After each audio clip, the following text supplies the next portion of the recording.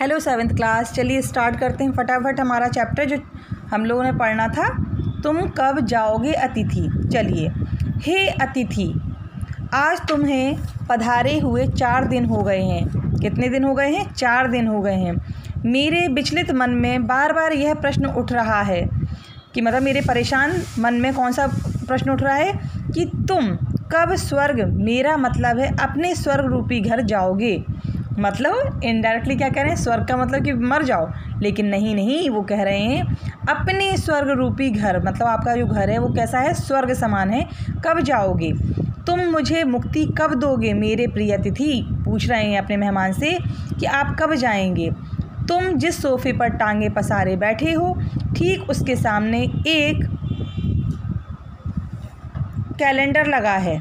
क्या लगा है? कैलेंडर, जिसकी फड़फड़ाती तारीखें मैं तुम्हें रोज़ दिखाकर बदल रहा हूँ। यह मेहमान नवाजी का चौथा दिन है। कितना दिन? कौन सा दिन है? चौथा दिन। मगर तुम्हारे जाने की कोई संभावना नज़र नहीं आती। लेकिन मुझे नहीं लगता कि आप जाने वाले हो। लाखों मील लंबी यात्रा करके एस्ट्रोनॉट भी चाँद पर इतना नहीं रुके। मतलब इतना लंबी यात्रा करके जो एस्ट्रोनॉट भी चाँद पर जाते हैं वो भी 4 दिन तक नहीं रुकते जितना तुम रुके हो। उन्हें भी चाँद पर इतनी मिट्टी नहीं खोदी जितनी तुम मेरी खोद चुके हो। मतलब उन्होंने चाँद पर इतनी मिट्टी नहीं निकाली जितनी आप मेरी परेशानी का बन रहे हो। क्या तुम्हें अपना घर याद नहीं आता? मतलब आप मेरे घर पे रह रहे हो, क्या अपने घर की याद नहीं आती? क्या तुम्हें तुम्हारी मिट्टी नहीं पुकारती? क्या आपको आपका घर नहीं पुकारता? जिस दिन तुम आए थे कहीं अंदर ही अंदर मेरा बटुआ काँप उठा था। मतलब बटुआ से मतलब कि मेरे पास रुपए तो कम ही होते हैं और आप चले आए। फिर भी मैं मुस्कुराता हुआ उठा और तुम्हारे गले मिला। कि मतलब फिर भी मुझे टेंशन तो थी, फिर भी मैं आपसे गले मिला। मेरी पत्नी ने तुम्हें सादर नमस्ते की। तुम्हारी शान में ओ मेहमान, मतलब कि नमस्ते भी कर लिया आप मेरी वाइफ ने। हमने दोपहर के भोजन को लंच में बदला, मतलब जो दोपहर का खाना था उसको लंच में बदल दिया, और रात के खाने को डिनर में। मतलब कि आप जो वर्ड यूज़ करते थे हमने उन वर्ड्स को यूज़ करना स्टार्ट कर दिए कि हम लोग जैसे नॉर्मली लैंग्वेज यूज़ करते थे उस लैंग्वेज में भी चेंजेस लाए।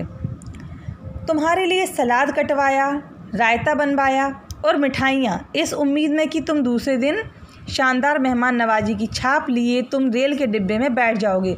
हमने इतनी मेहमान नवाजी क्यों की? जिससे आप अपने घर को जल्दी जा पाएँ और अच्छी सोच विचार करके कि मतलब हम लोग के बारे में अच्छा सोचेंगे। मगर आज चौथा दिन है और तुम यहीं हो। मतलब कि मैंने ऐसा सोचा था कि अगर आवभगत अच्छी करेंगे तो आप जल्दी ही चले जाओगे अच्छी यादें लेके, लेकिन आज चौथा दिन हो गया और आप यहीं हो।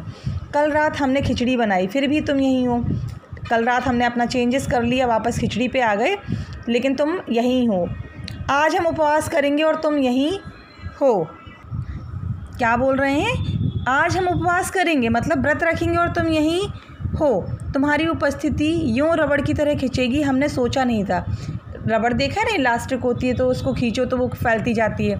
यानी कि आप पसरते जा रहे हो और आप जाने का नाम ही नहीं ले रहे हो, आप तो घर में ही रह गए हो। परसों तुम आए और बोले लॉन्ड्री को कपड़े देने हैं। मतलब यह है कि जब तक कपड़े धुलकर नहीं आएंगे तुम नहीं जाओगे।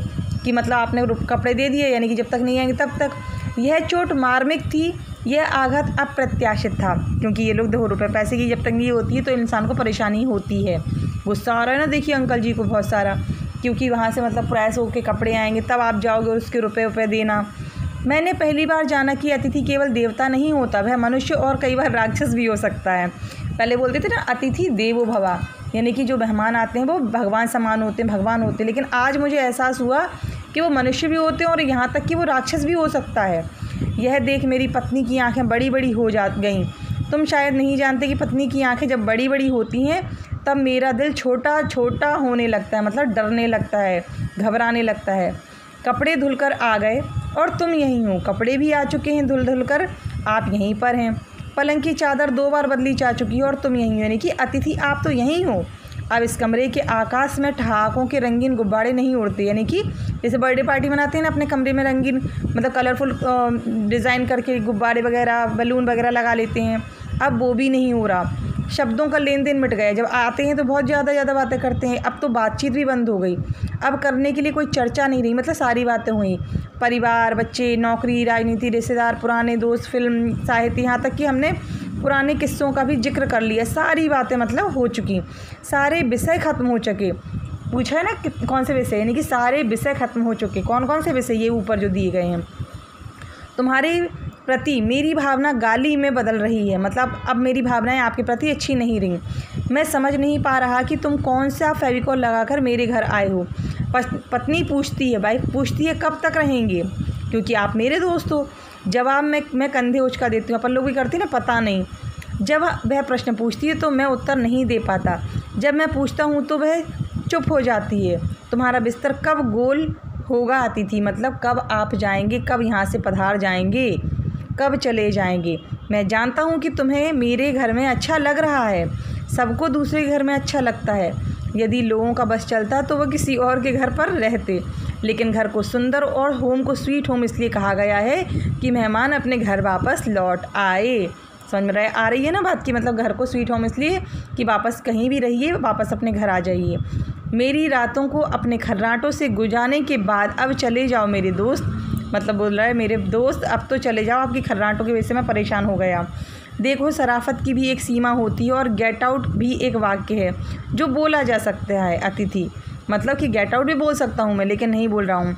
कल का सूरज तुम्हारे आगमन का चौथा सूरज होगा और मेरी सहनशीलता की अंतिम सुबह होगी, मतलब कल तक मैं चुप नहीं रहूँगा, मैं आपसे गेट आउट बोल दूँगा। उसके बाद मैं लड़खड़ा जाऊँगा, मतलब फिर मुझे बुरा लगेगा। यह सच है, मतलब बुरा लगने से मतलब कि मैं आपको कुछ ना कुछ बोल दूँगा और आप यहाँ से चले जाओगे। अतिथि होने के नाते तुम देवता हो, मगर मैं भी आखिर मनुष्य हूँ और एक मनुष्य ज़्यादा दिनों तक देवता के साथ नहीं रह सकता। देवता का काम है कि दर्शन दे और लौट जाए, मतलब मेहमान का काम क्या होना चाहिए, आए और चला जाए।